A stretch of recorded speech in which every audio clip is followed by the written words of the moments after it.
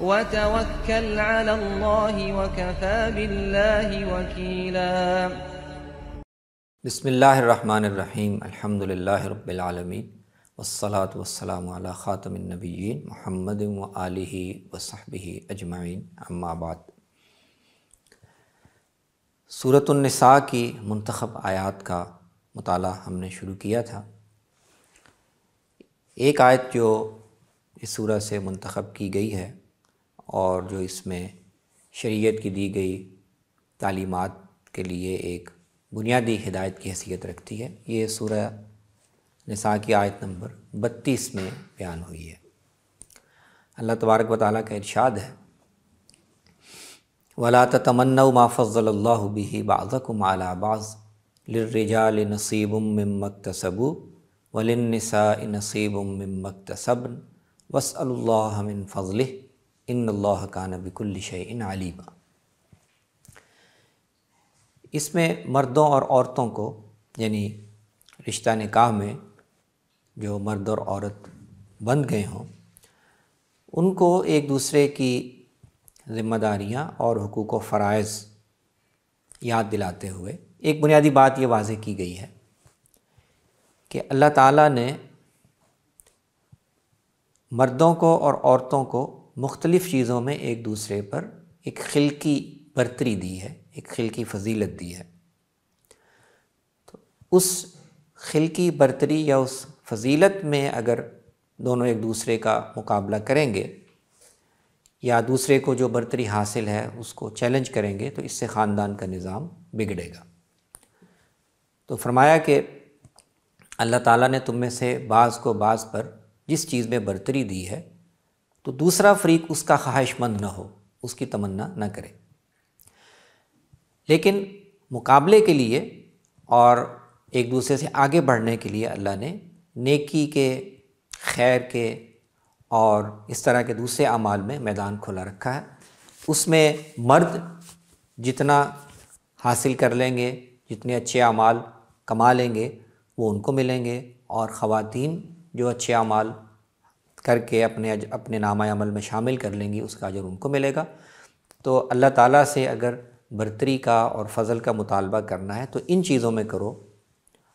جو رشتوں میں اللہ تعالیٰ نے حقوق و فرائض کی ایک تقسیم رکھی ہے اور ایک برتری شوہر کو اس رشتے میں دی ہے، اس میں مقابلے کی کوشش نہ کرو۔ اسی تمہید کے بعد آگے آیت نمبر 34 اور 35 میں، 33 اور 34 میں اللہ تعالیٰ نے یہ بتایا ہے کہ اگر رشتہ نکاح کو قائم کرنے میں اس وجہ سے کوئی دقت یا رکاوٹ پیش آ جائے کہ بیوی سرکشی کا رویہ اختیار کر رہی ہے، وہ شوہر کو اللہ نے جو خاندان کا سربراہ ہونے کی، اس کا نگران اور محافظ ہونے کی حیثیت دی ہے، اس کو کسی پہلو سے تسلیم کرنے پر آمادہ نہیں ہے، تو پھر اس رشتے کو بحال کرنے اور اس کو ایک معمول کے رشتے میں بدلنے کے لیے اللہ تعالیٰ نے یہ ہدایات دی ہیں۔ پہلے مرحلے پر شوہر کو یہ تجویز کیا گیا ہے، اس کو یہ بتایا گیا ہے کہ وہ اصلاح کے لیے، رشتے کو بہتر کرنے کے لیے کچھ اقدامات اختیار کر سکتا۔ شوہروں کو اللہ تعالیٰ نے 2 بنیادوں پر خاندان کے رشتے میں برتری دی ہے۔ ایک تو یہ ہے کہ وہ جسمانی طور پر اور کام کاج اور محنت اور مشقت کی صلاحیت کے لحاظ سے بدنی طور پر ان کو اللہ نے ایک برتری دی ہے، اور اسی وجہ سے گھر کے اخراجات اور مالی بندوبست کے ذمہ دار وہ ہیں۔ تو نیک بیویوں سے اللہ تعالیٰ کی توقع یہ ہے کہ وہ اطاعت کا رویہ اختیار کریں، گھر کے رازوں کی حفاظت کریں، اور اگر کہیں سرکشی کا رویہ بیوی کی طرف سے ایسی شکل اختیار کر لے کہ اس رشتے کو معمول کے مطابق چلانا مشکل ہو جائے تو شوہر ان 3 میں سے کوئی ایک اقدام یا بالترتیب یہ تینوں اقدام اختیار کر سکتا ہے۔ سب سے پہلے تو یہ ہے کہ شوہر بیوی کو واعظ و نصیحت کرے، اس کو پیار سے، محبت سے سمجھائے۔ دوسرا درجہ یہ ہو سکتا ہے کہ اس کے ساتھ میاں بیوی کے جو تعلق ہے بے تکلفی کا وہ موقوف کر دے، تاکہ تنبیہ اور اصلاح احوال کا ایک احساس پیدا ہو، اور تیسرے مرحلے پر اگر اس سے اصلاح احوال کی توقع ہو اور یہ اندیشہ نہ ہو کہ اس آپشن کے استعمال سے معاملہ مزید بگڑ جائے گا اور تعلق میں بہتری کے بجائے اور رفت پیدا ہو جائے گی، تو پھر آخری تدبیر جو اللہ تعالیٰ نے بتائی ہے وہ یہ ہے کہ جسمانی تادیب بھی، ایک حد تک بیوی کی جسمانی تادیب بھی شوہر کر سکتا ہے اگر اس میں مصلحت اور فائدہ متوقع ہو۔ تو یہ 3 مراحل ہیں جس میں شوہر خاندان پر اور اس رشتے پر جو اس کا اختیار ہے وہ قائم رکھنے کے لیے اختیار کر سکتا ہے۔ ان میں سے کسی بھی طریقے سے اگر اصلاح احوال ہو جائے تو اللہ تعالیٰ یہ چاہتے ہیں کہ شوہر اس سے تجاوز نہ کرے، لیکن اگر اس کے بعد بھی بگاڑ قائم رہے تو پھر دونوں کے مابین مصالحت کے لیے یا نزاع کی یا جھگڑے کے اسباب کو دور کرنے کے لیے خاندان کے ذمہ دار لوگوں کو بیچ میں پڑنا چاہیے، دونوں طرف سے حکم مقرر کیے جائیں اور وہ اصلاح کی کوشش کریں۔ اگر میاں بیوی اصلاح کا ارادہ رکھتے ہوں گے تو اس طریقے سے اصلاح ہو جائے گی، ورنہ اس کے بعد پھر دونوں علیحدگی کا فیصلہ کر سکتے ہیں۔ تو یہ خاندانی رشتے کو قائم رکھنے کے باب میں اللہ تعالیٰ نے ایک بنیادی ہدایت ان آیات میں بیان کی ہے۔ ایک اور آیت جو اس صورت سے منتخب کی گئی ہے اور جو قرآن کی بنیادی تعلیم کو بیان کرتی ہے وہ آیت نمبر 48 ہے، اور یہی آیت آگے چل کر آیت نمبر 116 میں بھی دوبارہ آئی ہے۔ اللہ تعالیٰ کا ارشاد ہے، ان اللہ لا یغفر ان یشرک بہ ویغفر ما دون ذلک لمن یشاء ومن یشرک باللہ فقد افتری اثما عظیما۔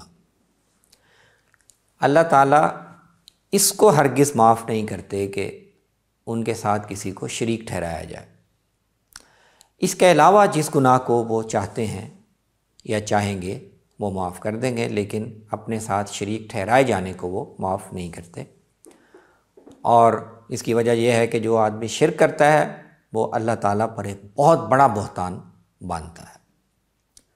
آگے آیت 116 میں یہ جملہ یوں ہے، وَمَن یُشْرِکْ بِاللَّهِ فَقَدْ ضَلَّ ضَلَالًا مُبِینًا۔ جو آدمی شرک کرتا ہے تو وہ بہت ہی کھلی گمراہی میں جا پڑتا ہے۔ تو یہ قرآن مجید میں اللہ تعالیٰ نے گناہوں کی مغفرت کے حوالے سے مختلف مقامات پر جو ضابطے بیان کیے ہیں، ان میں سے ایک بنیادی ضابطہ ان 2 آیات میں بیان ہوا ہے کہ اس کے علاوہ اور جو بھی گناہ ہوں اور جو بھی جرم ہوں، چاہے ان پر اللہ تعالیٰ نے جہنم کی وعید سنا رکھی ہو، وہ اس کے مستحق ہوں کہ انسان کو ان پر ہمیشہ جہنم میں ڈال دیا جائے، پھر بھی اللہ تعالیٰ نے اپنی حکمت کے تحت اور اپنی رحمت کے تحت ان کی بخشش کا امکان رکھا ہے۔ وہ اگر چاہے گا تو معاف کر دے گا، لیکن شرک کے بارے میں اس نے طے کر دیا ہے، اس نے اپنے اوپر بھی اس فیصلے کو ایک طرح سے لازم کر دیا ہے کہ وہ ان کی مغفرت نہیں کرے گا۔ یہ دونوں آیتیں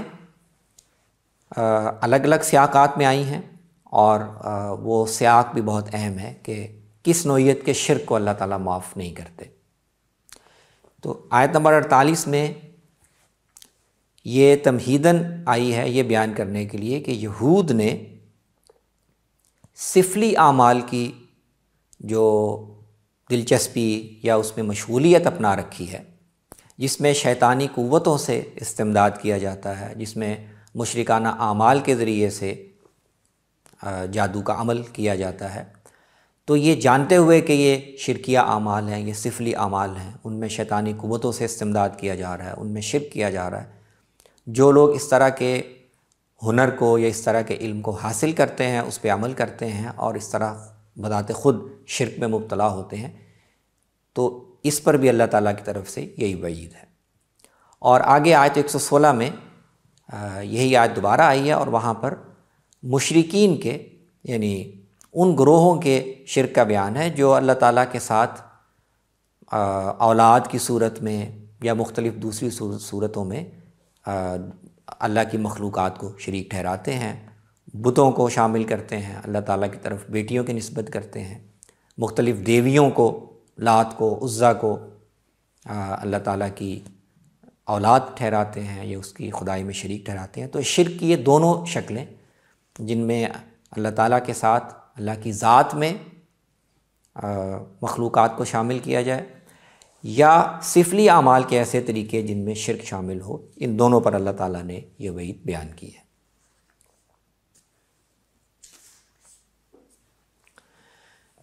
اسی سورہ کی آیت نمبر 59 یہ بھی اسلام کی اور قرآن مجید کی ایک بنیادی تعلیم کو بہت ہی واضح انداز میں بیان کرتی ہے۔ ارشاد باری تعالیٰ ہے، یا ایھا الذین آمنوا اطیعوا اللہ واطیعوا الرسول واولی الامر منکم فإن تنازعتم فی شیء فردوہ الی اللہ والرسول ان کنتم تؤمنون باللہ والیوم الآخر ذلک خیر واحسن تأویلا۔ اے وہ لوگو جو ایمان کا دعویٰ رکھتے ہو، اللہ کی اطاعت کرو، اللہ کے رسول کی اطاعت کرو، اور تم میں سے جن کو اختیار دیا گیا ہے ان کی بھی اطاعت کرو۔ اگر تمہارا آپس میں کسی بھی چیز میں نزاع ہو تو اس کو فیصلے کے لیے اللہ اور اس کے رسول کے پاس لے کر آؤ، اگر تم اللہ اور یوم آخرت پر ایمان رکھتے ہو۔ تو یہاں اللہ کی اطاعت اور اللہ کے رسول کی اطاعت، اور ان کے تحت مسلمانوں میں جو ارباب اختیار ہوں، جن کو کوئی ذمہ داری اور منصب دیا گیا ہو، ان کی اطاعت کا اصول ذکر کیا گیا ہے۔ یہ سب اللہ تعالیٰ کے مطالبات ہیں۔ البتہ یہ ساتھ واضح کیا گیا ہے کہ ان میں سے اصل مرجع اور اصل اطاعت اللہ اور اس کے رسول کی ہے۔ اولو الامر ہیں، ان کی اطاعت مطلق نہیں ہے، وہ غیر مشروط نہیں ہے، ان کے ساتھ اختلاف ہو سکتا ہے، ان کے ساتھ نزاع ہو سکتا ہے، تو اولو الامر کی عام حالات میں اطاعت کی جائے گی۔ اگر ان کے ساتھ کسی معاملے میں نزاع ہو، اختلاف ہو، تو پھر فیصلے کے لیے حتمی اتھارٹی وہ اللہ اور اس کا رسول ہے۔ یہ اس آیت میں ایک اصولی تعلیم ہے۔ اسی کو آگے چل کر آیت نمبر 64 اور 65 میں اللہ تعالیٰ نے خاص طور پر رسول اللہ صلی اللہ علیہ وسلم کی اطاعت کے حوالے سے منافقین کے ہاں یا بعض کمزور مسلمانوں کے ہاں جو ناروا رویے تھے اس کے حوالے سے بھی بیان کیا، اور وہاں یہ فرمایا ہے کہ وما ارسلنا بالرسول الا لیطاع باذن اللہ، جس رسول کو بھی ہم دنیا میں بھیجتے ہیں تو یہ اس کے منصب کا اور اس کے مقام کا تقاضا ہوتا ہے کہ اس کی اطاعت کی جائے، اور یہ اطاعت اللہ کے حکم سے ہی ہوتی ہے۔ رسول کی اطاعت اللہ کی اطاعت ہوتی ہے۔ تو رسول جس معاملے میں بھی کوئی فیصلہ کر دے، مسلمانوں پر لازم ہے کہ وہ اس کو دل میں کسی قسم کی کوئی تنگی محسوس کیے بغیر قبول کریں، اور اس پر کسی قسم کا کوئی سوال نہ اٹھائیں یا اس پر کسی قسم کی کوئی تنگی دل میں محسوس نہ کریں۔ تو یہ اسلام میں جو اطاعت کا ایک پورا نظام ہے، اس کا بنیادی اصول ان آیات میں اللہ تعالیٰ نے بیان کیا ہے۔ سورۃ النساء کی آیت نمبر 123 سے 125 میں اللہ تعالیٰ نے دوبارہ مختلف مذہبی گروہوں یا مذہبی نسبت رکھنے والے افراد کے لیے اس ضابطے کا بیان کیا ہے جس پر اللہ کے ہاں لوگوں کا محاسبہ اور مواخذہ کیا جائے گا۔ سورہ بقرہ میں ہم نے دیکھا کہ اللہ تعالیٰ نے اہل کتاب کے دونوں گروہوں کو مخاطب کر کے ان کے اس الزام کی تردید کی کہ جو یہودی ہو جائے گا اس کے لیے بخشش کی ضمانت ہے، جو یہودی ہوگا، جو نصرانی ہو جائے گا اس کے لیے بخشش کی ضمانت ہے، اور ان کے علاوہ کسی کے لیے نہیں ہے۔ یہاں اللہ تعالیٰ نے یہی اصول اہل ایمان کو مخاطب کر کے اور ان کے ساتھ اہل کتاب کو بھی شامل کر کے دوبارہ بیان کیا ہے۔ فرمایا لیس بامانیکم ولا امانی اہل الکتاب من یعمل سوءا یجز بہ ولا یجد لہ من دون اللہ ولیا ولا نصیرا۔ فرمایا کہ دیکھو، اللہ تعالیٰ کے ہاں جزا اور سزا کا فیصلہ اے اہل ایمان نہ تمہاری خواہشات کے مطابق ہے اور نہ اہل کتاب کی خواہشات اور تمناؤں کے مطابق ہے۔ اللہ کا فیصلہ تم میں سے کسی کی آرزوؤں اور تمناؤں کے تابع نہیں ہے۔ اللہ کا ایک ہی بے لاگ ضابطہ ہے، اور وہ یہ ہے کہ جو بھی کوئی برا عمل کرے گا اس پر اس کو اس کا بدلہ ملے گا، اور اس بدلے سے چھڑانے کے لیے اس کو اس پوری کائنات میں کوئی مددگار نہیں ملے گا۔ اور جو بھی کوئی اچھا عمل کرے گا، چاہے وہ مرد ہو چاہے وہ عورت ہو، بشرطے کہ وہ خدا اور رسول پر ایمان رکھتا ہو، یوم آخرت کو مانتا ہو، تو ان کے لیے اللہ کا وعدہ ہے کہ وہ لازماً جنت میں جائیں گے، اور ان کے کسی عمل پر اللہ تعالیٰ ایک رائی کے برابر بھی زیادتی نہیں کریں گے۔ اور ساتھ ہی یہ فرمایا کہ اللہ تعالیٰ کو تو جو دین میں رویہ مطلوب ہے وہ یہی ہے کہ آدمی اپنے آپ کو اللہ کے سامنے، اپنے سر کو اللہ کے سامنے جھکا دے، اچھے عمل کرے،